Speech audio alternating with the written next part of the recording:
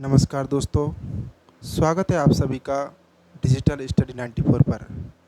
दोस्तों, जैसा कि 23 और 24 जुलाई को रीट जो पात्रता एग्ज़ाम है दोस्तों, परीक्षा है वो लग चुकी है।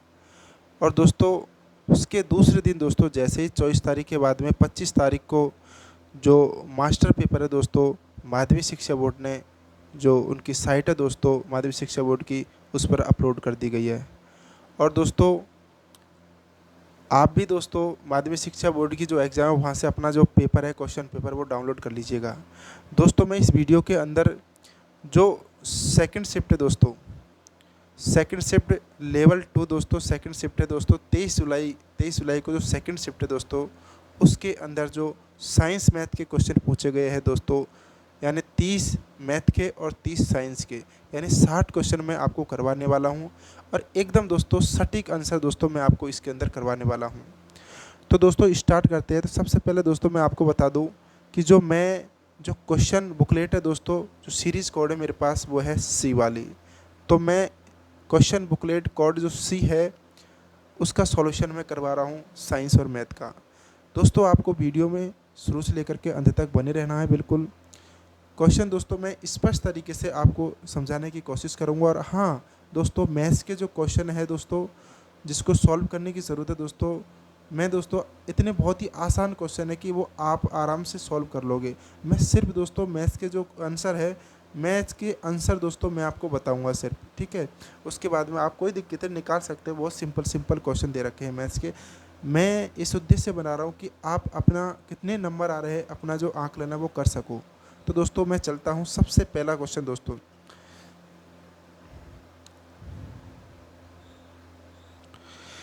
जैसा कि दोस्तों सेक्शन 4 यानी खंड 4 के अंदर दे रखा है दोस्तों, यानी कि मैथमेटिक्स एंड साइंस। तो गणित और विज्ञान का जो पोर्शन है दोस्तों 60% दोस्तों, एकदम मैं सटीक आंसर आपको बताने वाला हूँ। बिल्कुल शुरू से लेकर के अंत तक ज़रूर बने रहना। सबसे पहला क्वेश्चन है दोस्तों आपके सामने कि the coordinates of the original R, यानी कि मूल बिंदु के निर्देशांक कौन से हैं। तो आप सभी को पता है दोस्तों कि मूल बिंदु के निर्देशांक कौन से होते हैं, 0 0। Option number D is the right answer दोस्तों, ठीक है। नेक्स्ट क्वेश्चन है आपके सामने, यदि एक पासा एक बार उछाला जाता है तो 6 से बड़ी संख्या आने की प्रायिकता क्या है। तो दोस्तों आपको पता है अगर एक पासा को उछाला जाता है तो 6 से ज़्यादा कोई भी संख्या नहीं आ सकती। तो इसका जो आंसर हो जाएगा दोस्तों राइट आंसर 0, यानी कि ऐसी कोई प्रायिकता नहीं होगी। 6 से बड़ी संख्या आने की प्रायिकता 0 होगी दोस्तों, ठीक है। नेक्स्ट क्वेश्चन है दोस्तों 93 नंबर का, मतलब अगला क्वेश्चन है कि which of the following statements is not related to the nature of the mathematics, यानी कि निम्न में कौन सा कथन गणित की प्रकृति से संबंधित नहीं है। तो दोस्तों इसका जो राइट आंसर होगा वो है दोस्तों, यानी गणित का ज्ञान तार्किक नहीं होता।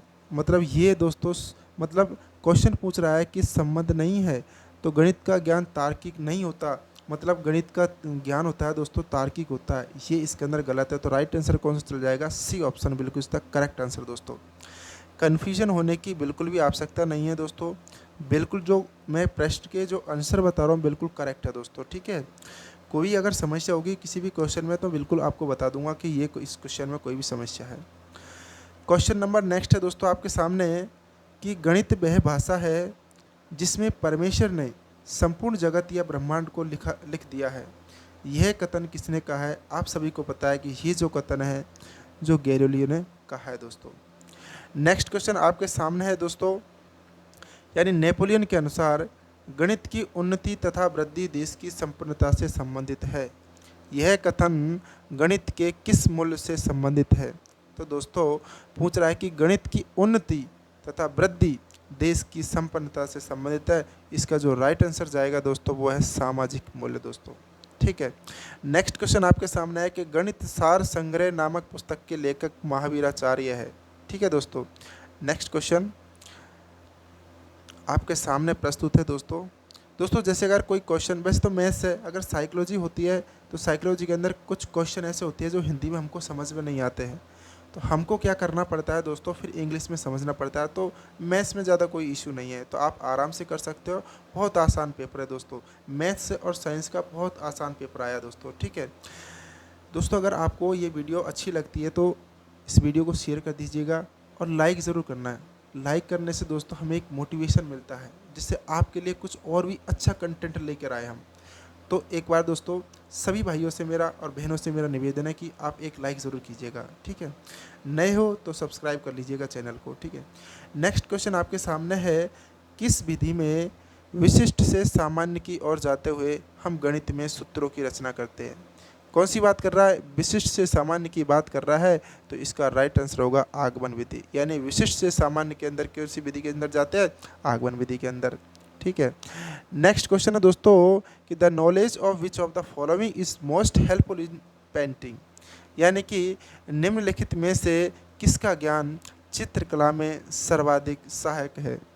आपको पता है कि रेखा गणित के अंदर हम रेखा गणित के अंदर त्रिभुज है, ये रेखा गणित के अंदर हम कुछ ऐसे डंडे वगैरह जो भी कुछ बनाते हैं दोस्तों, हम रेखा गणित के अंदर बनाते हैं। और चित्रकला के लिए दोस्तों, यानी किसका ज्ञान चित्रकला में सहायक होगा दोस्तों, तो रेखा गणित का सहायक हो जाएगा दोस्तों। इसका ऑप्शन बिल्कुल करेक्ट है दोस्तों। आपको कन्फ्यूज़न होने की बिल्कुल भी ज़रूरत नहीं है दोस्तों, ठीक है। आपके जो कितने मार्क्स आ रहे हैं दोस्तों, आपके साइंस और मैथ के अंदर कितने टोटल मिला करके कितने मार्क्स आ रहे हैं, ज़रूर कमेंट बॉक्स के अंदर ज़रूर बताना दोस्तों कि मेरे इतने मार्क्स आए दोस्तों, ठीक है। नेक्स्ट क्वेश्चन आपके सामने कि निम्नलिखित में से कौन सी एक मूल्यांकन प्रविधि नहीं है? तो आपको पता है कि साक्षात्कार है, प्रश्नावली है और चेकलिस्ट है। तो ऑप्शन नंबर तैयारी, यानी तैयारी कोई मूल्यांकन की विधि नहीं है दोस्तों। बहुत आसान प्रश्न है दोस्तों, ठीक है।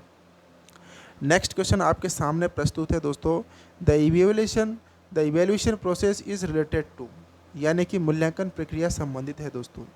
शिक्षण उद्देश्यों से भी है, मूल्यांकन प्रविधियों से भी है, अधिगम अनुभव से। Option D is the right answer दोस्तों, ठीक है। ऑप्शन डी राइट आंसर हो जाएगा।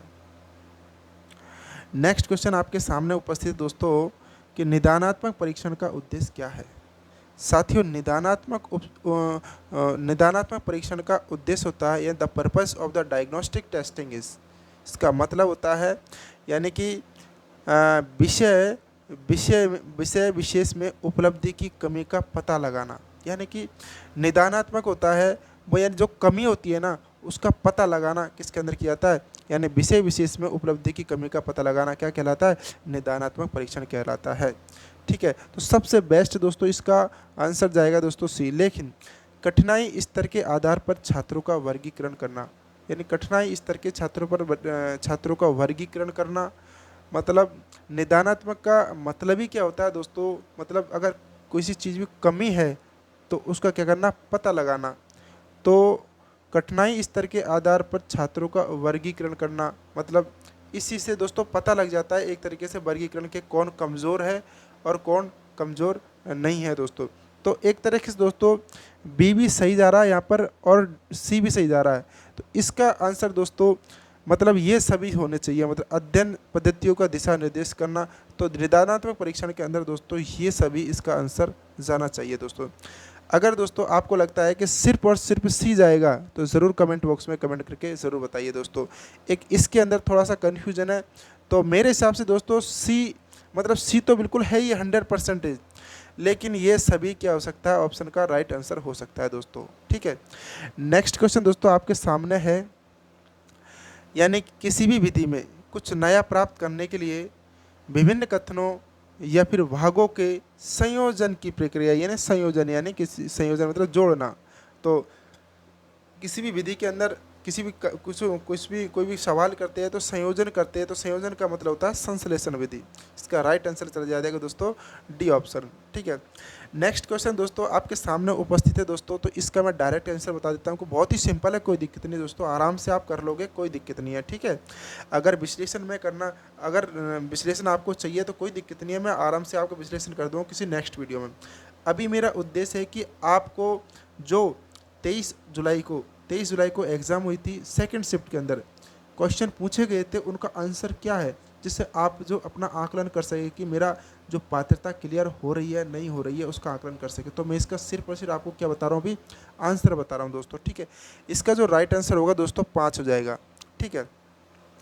नेक्स्ट क्वेश्चन दोस्तों आपके सामने उपस्थित है कि x माइनस 1/x बराबर 8 है, तो x square plus y square बराबर क्या होगा। तो आपको पता है कि n स्क्वायर प्लस 2 हो जाता है इसका आंसर। ठीक है, तो इसका आंसर क्या जाएगा, मतलब 8 × 64 प्लस 2 यानी कि 66 आंसर हो जाएगा। ठीक है, option number C is the right answer.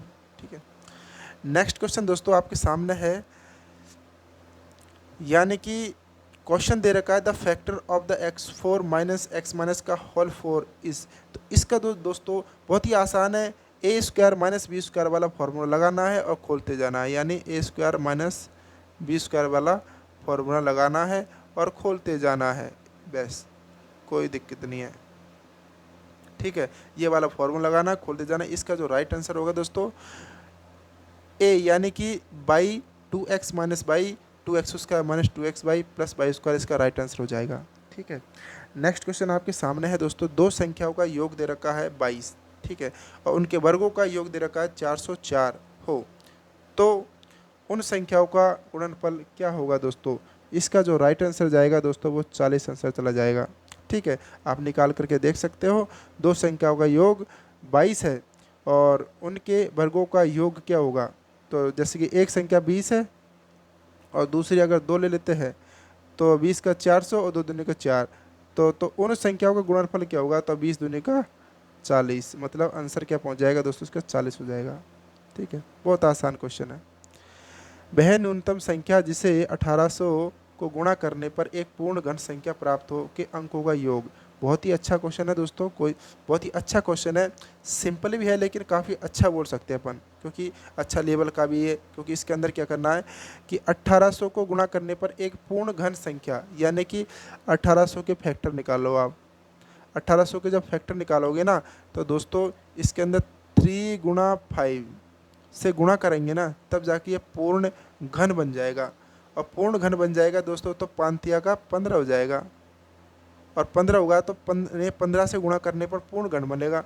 तो वो रहा कि अंकों का योग क्या होगा, यानी 15 से गुणा किया अपन ने, तो इन दोनों अंकों का योग क्या होगा। इन दोनों अंकों का योग दोस्तों 1 + 5 यानी कितना हो जाएगा, 6। तो इसका ऑप्शन राइट क्या चला जाएगा दोस्तों, 6 ऑप्शन इसका राइट चला जाएगा। आपके सामने दे रखा है दोस्तों, कोई धन है साधारण ब्याज की एक विशेष दर पर 1/4 वर्ष में अपने का मतलब 41/4 हो जाता है, 40 हो जाता है, तो ब्याज की वार्षिक दर क्या होगी दोस्तों। इसका बहुत ही आसान प्रश्न है दोस्तों, यानी कि मूलधन दे रखा है 1 प्लस यानी कि r, और क्या दे रखा है 1/400 हो जाएगा, मतलब t दे रखा है। ठीक है, ये कितना होगा x का 41/40 हो जाएगा दोस्तों।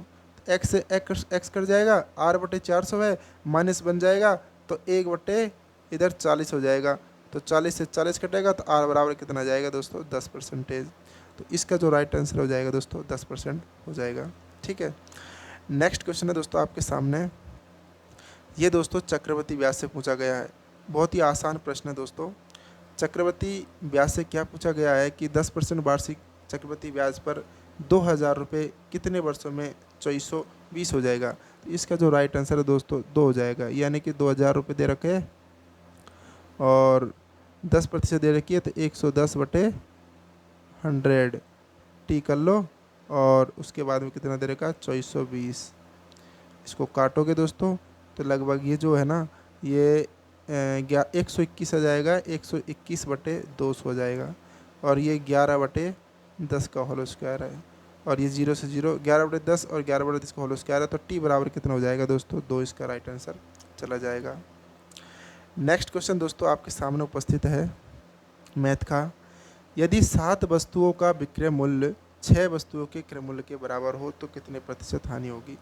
इसका जो राइट आंसर होगा दोस्तों वो है 14 सही 2/7। मतलब बहुत आसान प्रश्न है दोस्तों कि 7 वस्तुओं का तो एसपी दे रखा है बराबर 6 वस्तुओं का सीपी दे रखा है। कुछ नहीं है, सीपी अनुपात एसपी कितना हो जाएगा, सीपी मतलब 7 और एसपी कितना हो गया 6, तो हानि होगी कितने की, एक की हानि होगी कितने पे, 7 पे मल्टीपल बाई 100, तो कितना हो जाएगा 14 सही 2/7%, इसका क्या हो जाएगा हानि हो जाएगी। ठीक है, नेक्स्ट क्वेश्चन दे रखा है दोस्तों, एक थैले में 20 रुपये का है, 10 रुपये का है और 5 रुपये के नोटों का अनुपात दे रखा है 3:4:5। ठीक है, यदि थैले में कुल धन 1000 रुपये हो तो 5 रुपये के नोटों की संख्या क्या होगी दोस्तों।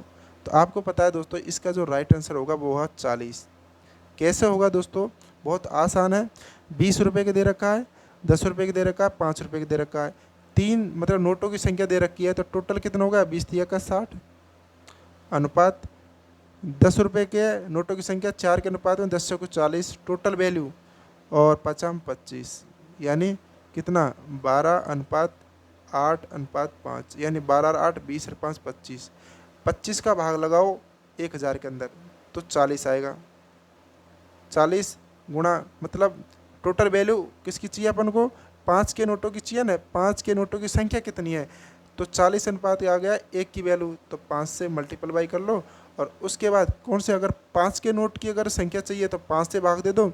10 के नोटों की अगर संख्या चाहिए तो, लेकिन 10 के नोटों की संख्या के लिए दोस्तों आपको 8 से गुणा करना पड़ेगा, फिर जाके आपको क्या निकलेगा, संख्या मिलेगी आपको नोटों की। तो आपको 5 से भाग दो तो 5 से 5 कट जाएगा, आंसर आ जाएगा 40। ठीक है, बहुत ही आसान क्वेश्चन है दोस्तों। नेक्स्ट क्वेश्चन कि यदि किसी भिन्न के अंश और हर का योग 55 है, क्या दे रखा है दोस्तों, अंश और हर का योग क्या दे रखा है 55 दे रखा है।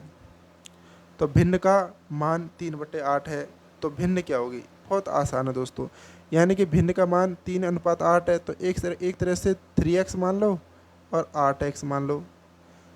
योग दे रखा है अंश और हर का 55, तो 8 और 3 11x। 11x किसके बराबर हो जाएगा, 55 के बराबर।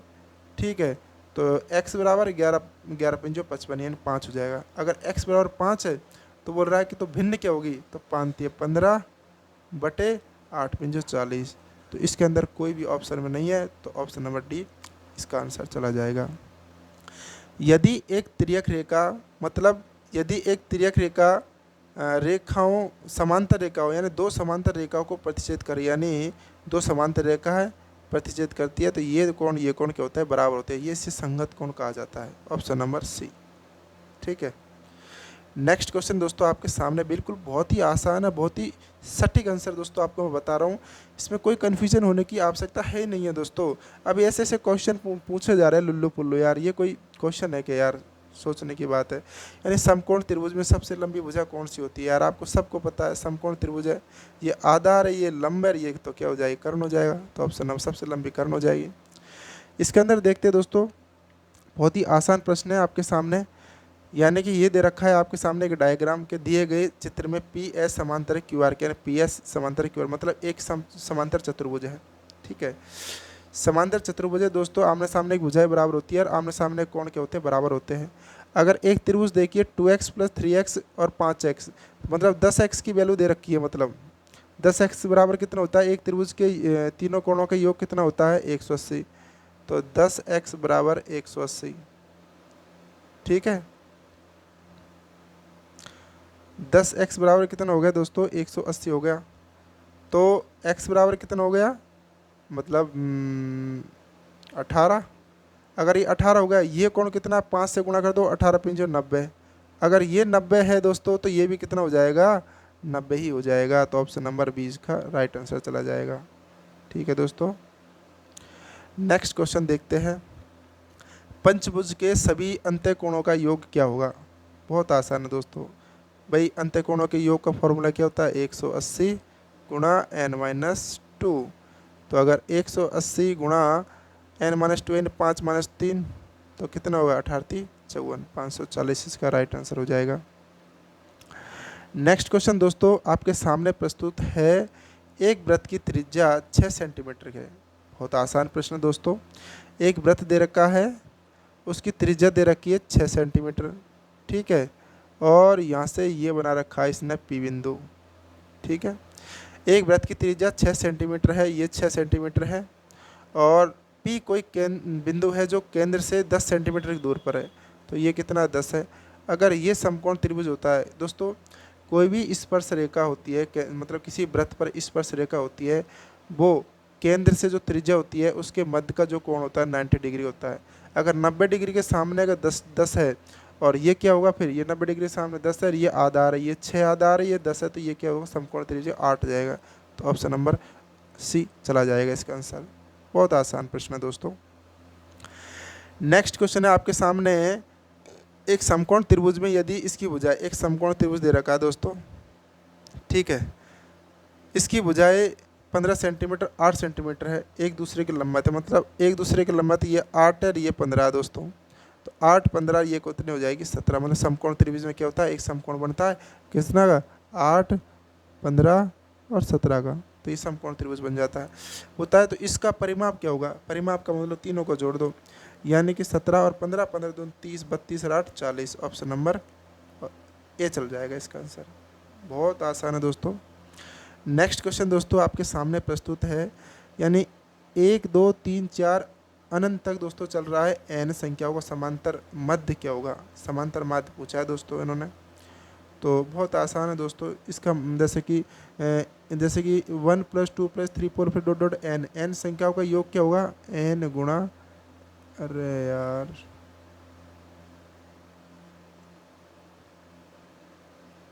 ठीक है, कितना होगा, एन गुणा एन प्लस 1/2 होता है, 2 होता है। लेकिन दोस्तों समांतर माध्य क्या होता है, समांतर माध्य होता है राशियों का योग बटे राशियों की संख्या। तो टोटल संख्या कितनी है दोस्तों, एन, तो एन से एन कट जाएगा, एन + 1/2, इसका राइट आंसर चला जाएगा। किसी भी वर्ग की ऊपरी सीमा तथा निम्न सीमा का अंतर दोस्तों वर्गमाप कहलाता है, ठीक है। किसी भी वर्ग होता है, 2 वर्ग होता है, उसकी ऊपरी सीमा और निम्न सीमा, यानी ऊपरी सीमा तो ये होगी, निम्न सीमा ये होगी, उनका जो अंतर है जो वर्गमाप कहलाता है। बहुत ही आसान प्रश्न है दोस्तों।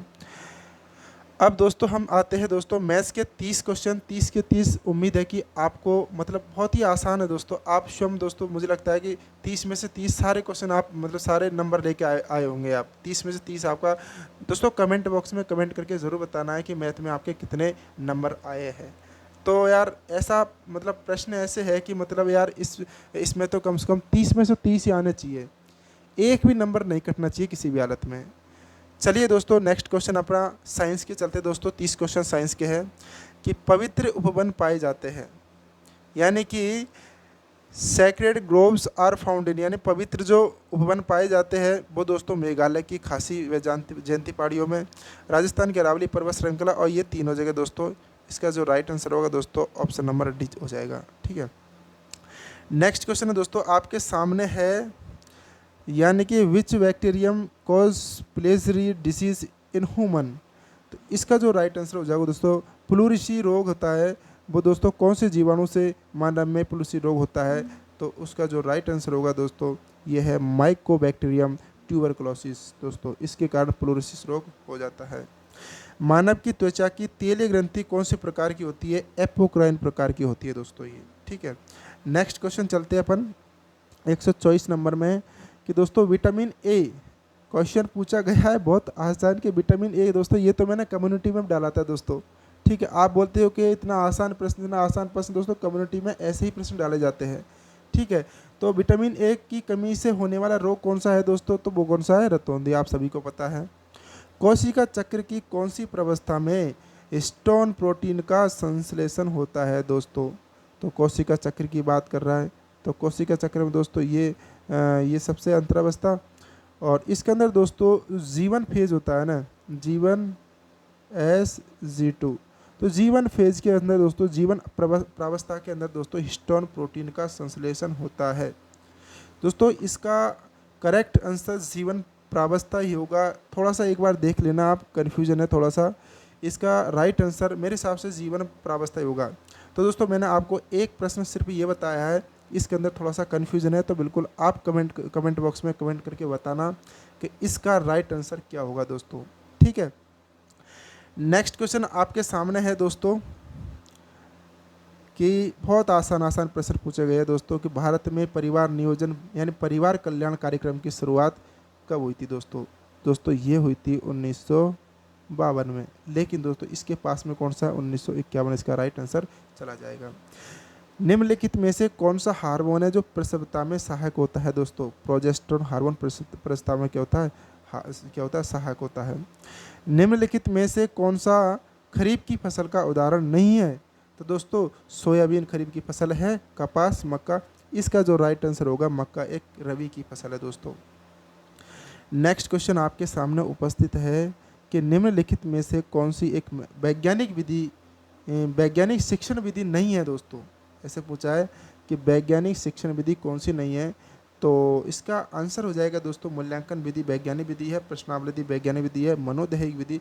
ऑप्शन साइकोलॉजिकल जो मेथड होता है साइकोलॉजी। देखो दोस्तों, अगर आपको कुछ ऐसा समझ में ना आए ना तो थोड़ा सा इंग्लिश भी पढ़ लिया करो दोस्तों, जिससे अपनी हैबिट भी पड़ जाए पढ़ने की, कि which of the following is not a scientific teaching method दोस्तों। तो दोस्तों साइकोलॉजिकल जो मेथड होता है एक तरह से मनोवैज्ञानिक बोल सकते हैं, साइकोलॉजिकल यानी मनोदैहिक विधि, ये तो मतलब एक तरह से ऑलरेडी वैज्ञानिक विधि है। तो इसका जो राइट आंसर होगा दोस्तों, इसका राइट आंसर चला जाएगा ऑप्शन नंबर ए, यानी कहानी विधि कोई वैज्ञानिक विधि नहीं है। ठीक है, मूल्यांकन का मुख्य उद्देश्य है, यानी कि नेक्स्ट क्वेश्चन है आपके सामने कि मूल्यांकन का मुख्य उद्देश्य है, यानी द मेन ऑब्जेक्ट यानी objective and aim of the evaluation is, यानी कि मूल्यांकन का मुख्य उद्देश्य क्या है कि शिक्षार्थियों की त्रुटि निकालना, शिक्षार्थियों की उपलब्धि को मापना, शिक्षार्थियों को प्रोन्नति करना, सीखने की कमी का निदान एवं उपचार करना। इस द फोर आंसर। ठीक है, 4D यानी D is the right answer दोस्तों। डी इसका सबसे बेस्ट आंसर होगा कि सीखने की कमी का निदान एवं उपचार करना क्या है, मूल्यांकन का मुख्य उद्देश्य होता है। क्वेश्चन नेक्स्ट है दोस्तों आपके सामने कि कौन सी शिक्षण सहायक सामग्री है श्रव्य दृश्य उपकरण में सम्मिलित नहीं है। आपको पता है यानी कि चलचित्र होता है, लैपटॉप मतलब श्रव्य और दृश्य है, टेलीविज़न है, तो option number D is the right answer दोस्तों। इसका चित्र विस्तारक क्या हुआ, चित्र विस्तारक सिर्फ दृश्य उपकरण है दोस्तों। ठीक है, नेक्स्ट क्वेश्चन 132 आपके सामने उपस्थित दोस्तों, यानी correct decreasing order of the friction forces, तो घर्षण बलों का सही घटता क्रम क्या होगा दोस्तों। इसका जो राइट आंसर होगा दोस्तों वो है सबसे मतलब घटता हुआ क्रम है स्थैतिक, सर्फी और लोटनी, इसका राइट आंसर हो जाएगा दोस्तों। ठीक है, नेक्स्ट क्वेश्चन आपके सामने पूछा गया है दोस्तों, एक वस्तु पूछा जा रहा है कि एक वस्तु आर त्रिज्या के वृत्त पर गतिमान है, कि एक आर त्रिज्या के वृत्त है उस पर एक गतिमान क्या है, वस्तु है। जब यह अर्धवृत्त पूरा करती है, मतलब जब वह अर्धवृत्त पूरा करती है मतलब यहाँ से यहाँ तक, तो इसके द्वारा तय की गई दूरी और विस्थापन, तो सिंपल है दोस्तों, ये 2πr होता है पूरा, तो इसका आधा क्या हो जाएगा, यहाँ से दूरी का मतलब होता है ये वाली, चाहे बना इधर चले जाए इधर चले जाए इधर चले जाए इधर चले जाए, तो ये सारी की सारी दूरी होगी। विस्थापन होता है कि इसका मूल बिंदु और जो अंतिम बिंदु के जो मध्य की जो सीधी दूरी होती है उसे विस्थापन कहते हैं। तो इसमें दूरी कितनी हो गई दोस्तों, 2πr तो टोटल है इसकी परिधि, लेकिन इसकी आधी मतलब यहाँ से अर्धवृत्त आया तो πr क्या होगी, πr, और उसके बाद इसका विस्थापन यानी यहाँ से लेकर यहाँ तक की दूरी 2r, तो किसमें option number C is the right answer. बहुत आसान दोस्तों, बिल्कुल। नेक्स्ट क्वेश्चन देखते हैं दोस्तों। दोस्तों ये देखिए कि एक क्वेश्चन है ये वाला, फोर्थ शिफ्ट जो यानी फोर्थ शिफ्ट थी दोस्तों 24 जुलाई को, उसमें भी ये क्वेश्चन पूछा गया था, और जब मैं पेपर देने गया था तो हमसे भी ये क्वेश्चन पूछा गया था। क्या क्वेश्चन था कि लकड़ी की एक चम्मच को आइसक्रीम के प्याले में डुबोया जाता है। दोस्तों मेरे पास बहुत सारे कमेंट आ रहे थे, सर चम्मच है चम्मच है चम्मच है वो ठंडी हो जाएगी। नहीं दोस्तों, इस पर कोई प्रभाव नहीं पड़ेगा इस पर, तो इसका राइट आंसर होगा दोस्तों डी, यानी ठंडी नहीं होगी। यानी चम्मच किसकी है, लकड़ी की है, यानी किसी स्टील या फिर किसी मेटल्स की किसी धातु की चम्मच नहीं है दोस्तों, ये लकड़ी की है। तो लकड़ी में कोई मतलब ये चालक नहीं होती है, अचालक होती है, तो इसके अंदर किसी भी ऊष्मा का प्रभाव नहीं होगा दोस्तों। नेक्स्ट क्वेश्चन, बहुत आसान क्वेश्चन डाले, ये देखो, the value of x is in the given diagram is, यानी कि आपतित किरण यानी आपतित कोण दे रखा है दोस्तों, आपतन कोण दे रखा है 30 डिग्री और परावर्तन कोण पूछा है, तो बहुत सिंपल है, मतलब आपतन कोण जितना होता है उतना ही क्या होता है, विलंब से जो परावर्तन कोण होता है ऑप्शन नंबर बी यानी 30 डिग्री क्या होगा, ये हो जाएगा। किसी भी ध्वनि स्रोत की आवृत्ति 50 हर्ट्ज दे रखी है, तो 2 सेकंड में कंपनों की संख्या दोस्तों 50 गुना 2 यानी कि 100 हो जाएगी, ऑप्शन नंबर सी। ठीक है, नेक्स्ट क्वेश्चन है दोस्तों, एलईडी इमिट्स लाइट्स, यानी कि एलईडी प्रकाश उत्सर्जित करते हैं। यार ये तो अपन नॉर्मली यार देख सकते हैं, मतलब जैसे कि कोई डीजे वगैरह होते हैं या फिर नॉर्मल घर में अलग अलग प्रकार की एलईडी लेके आते हैं, कलर की येलो कलर की है, ग्रीन कलर की लेके आते हैं, या फिर एज रेड कलर की लेके आते हैं, तो एलईडी प्रकाश उत्सर्जित करती है दोस्तों, option number D is the right answer. ठीक है, निम्नलिखित में से कौन सा सौर परिवार का सदस्य नहीं है। दोस्तों सौर परिवार का सदस्य क्षुद्र ग्रह है, उपग्रह है और धूमकेतु है। तो दोस्तों इसका जो राइट आंसर जाना चाहिए दोस्तों बी जाना चाहिए। फिर भी दोस्तों मैं ये सेकंड क्वेश्चन है दोस्तों, जो मैं इस पर क्या लगा रहा हूँ, मार्क लगा रहा हूँ। ठीक है, इस पर मार्क लगा रहा हूँ। मैंने एक क्वेश्चन और बताया और एक क्वेश्चन सिर्फ, यानी 30 क्वेश्चन में से मैं 2 क्वेश्चन में दोस्तों मार्क लगा रहा हूँ कि इसका मेरे अकॉर्डिंग दोस्तों मैं जो करके आया हूँ उसका आंसर उल्काएँ होनी चाहिए।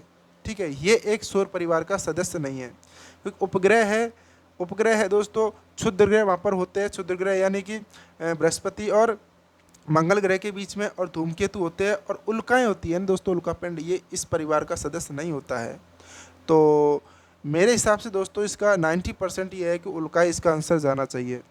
नेक्स्ट क्वेश्चन आपके सामने प्रस्तुत है दोस्तों, बहुत आसान प्रश्न है। प्रयोगशाला विधि किस सिद्धांत पर आधारित है दोस्तों? सबको पता है दोस्तों, प्रयोगशाला विधि किस सिद्धांत पर आधारित है?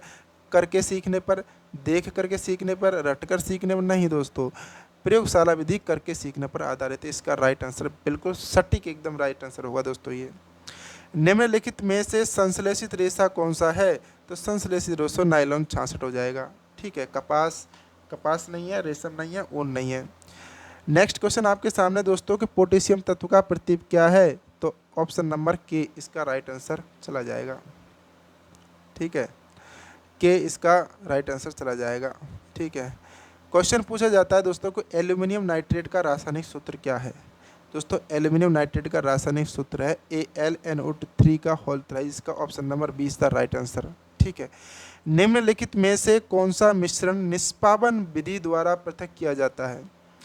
यानी विच of the following mixture can be separated by the winnowing method? यानी तो दोस्तों इसका जो मतलब होता है कि निष्पादन विधि, मतलब कि जो मिश्रण निष्पादन विधि किसको पृथक करने के लिए किया जाता है दोस्तों? खेतों के अंदर जो अन्न के कण और जो भूसे के कण होते हैं ना, उसको मतलब अलग करने के लिए, अन्न के कण से भूसे को अलग करने के लिए दोस्तों निष्पादन विधि का यूज किया जाता है। ऑप्शन नंबर ए इसका राइट आंसर चला जाएगा। नेक्स्ट क्वेश्चन बात करते हैं दोस्तों, निम्नलिखित में से संश्लेषित सूचक है? यानी कि दोस्तों सिंथेटिक इंडिकेटर की बात करता है, तो सिंथेटिक इंडिकेटर अपने पढ़ा है कौन कौन सा? हल्दी होता है, लिटमस होता है, लिटमस पत्र होता है, नीला लिटमस, लाल लिटमस पत्र होता है, गुड़हल की पंखुड़ियाँ होती है। ऑप्शन नंबर डी यानी कि फिनोप्थलीन होता है, वो संश्लेषित सूचक है दोस्तों। ठीक है, तो फिनोप्थलीन संश्लेषित सूचक है, यानी सिंथेटिक इंडिकेटर इसका फिनोप्थलीन इसका राइट आंसर हो जाएगा। ठीक है, ये प्राकृतिक है सब, ये नेचुरल है, लिटमस है, गुड़हल की पंखुड़ियाँ है, हल्दी है, नेचुरल होता है, संश्लेषित होता है, जो सिंथेटिक इंडिकेटर फिनोप्थलीन होता है। नेक्स्ट क्वेश्चन देखते हैं दोस्तों आपके सामने कि हरित गृह गैसों का युग्म यार, तो CO2 और N2O यानी नाइट्रस ऑक्साइड क्या हो जाएगी? इसका right answer option number B चला जाएगा। ये हरित गृह है। यानी कि निम्नलिखित में से श्रव्य दृश्य शिक्षण साधन कौन सा है? तो भाई साहब रेडियो कौन सा है? रेडियो तो श्रव्य दर्शन है। दूरदर्शन कौन सा है? श्रव्य और दृश्य दोनों है, तो ऑप्शन नंबर सी चला जाएगा दूरदर्शन। चार्ट यानी दृश्य श्यामपटवी दृश्य है। लेग्यूमिनोस पौधे की जड़ों में कौन सा जीवाणु सहजीवी के रूप में पाया जाता है? दोस्तों लेग्यूमिनोस का मतलब होता है कि फलीदार जो पौधे होते हैं, फलीदार पौधे होते हैं, उनकी जो जड़ों के अंदर जीवाणु सहजीवी के रूप में पाया जाता है, तो वो पाया जाता होता है राइजोबियम। इसका option number A is the right answer. ठीक है, नेक्स्ट क्वेश्चन आपके सामने दोस्तों, बस 3 क्वेश्चन और बचे हुए हैं दोस्तों। निम्नलिखित में से कौन सा भोज्य पदार्थ तने का रूपांतरण है? तो तने का रूपांतरण आपको सबको पता है, आलू। ठीक है, निम्न में से एक सरल ऊतक है दोस्तों, तो दोस्तों निम्न में से एक सरल ऊतक है, इसका जो राइट आंसर होगा दोस्तों वो होगा यानी स्केलेरे नकाइमा, यानी स्केलेरकाइमा इसका राइट आंसर होगा। ये एक सरल ऊतक है दोस्तों। जाइलम फ्लोएम, जल ले जाने वाला मतलब फ्लोएम जाइलम होता है, और फ्लोएम होता है जो मतलब जल ले जाने वाला, जाइलम होता है, फ्लोएम होता है मतलब जो खनिज वगैरह ले जाने के लिए पेड़ पौधे। स्केलेरकाइमा होता है, स्केलेरेनकाइमा होता है दोस्तों, ये एक सरल ऊतक होता है। इसका जो राइट आंसर हो दोस्तों बिल्कुल एकदम करेक्ट आंसर होगा दोस्तों, वो सी जाएगा दोस्तों। ठीक है, निम्न में से कौन सा सी जाएगा? नहीं, कंफर्म होगा दोस्तों। ठीक है, सारे के सारे दोस्तों कंफर्म, सिर्फ और सिर्फ मैंने 2 क्वेश्चन ऐसे बताया है जिसका आंसर मतलब थोड़ा सा कन्फ्यूजन में है, लेकिन कंफर्म होगा दोस्तों सारे के सारे क्वेश्चन के आंसर। ठीक है, निम्न में से कौन सा वायु प्रदूषक नहीं है? तो आपको पता है कि कार्बन मोनोऑक्साइड वायु प्रदूषक होती है। नाइट्रोजन ऑक्साइड होती है, मेथेन होती है, तो ऑप्शन नंबर ऑक्सीजन। अगर वायु प्रदूषित होती है, ऑक्सीजन हम लेते नहीं, इसका राइट आंसर हो जाएगा दोस्तों ऑक्सीजन। दोस्तों उम्मीद है कि आपको ये वीडियो है बहुत ही ज़्यादा पसंद आई होगी। अगर आपको अच्छी लगती है और आपके लिए हेल्पफुल रहती है तो दोस्तों इस वीडियो को ज़्यादा से ज़्यादा शेयर करना, वीडियो को लाइक करना, और अगर आप हमारे यूट्यूब चैनल पर नए हो तो सब्सक्राइब कर लीजिएगा। बहुत बहुत धन्यवाद, थैंक यू वेरी मच दोस्तों। आपके साइंस और मैथ के अंदर कितने क्वेश्चन आए हैं ज़रूर कमेंट बॉक्स में कमेंट करके बताना दोस्तों। धन्यवाद, थैंक यू वेरी मच।